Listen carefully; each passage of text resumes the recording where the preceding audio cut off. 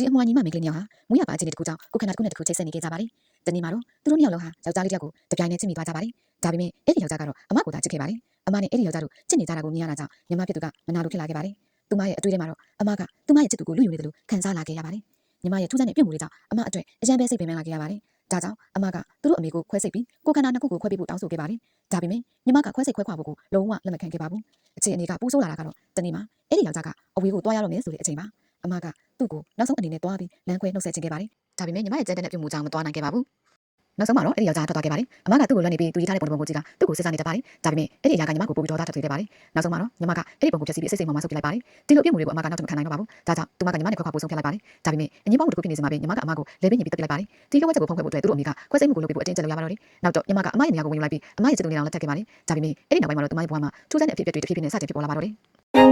။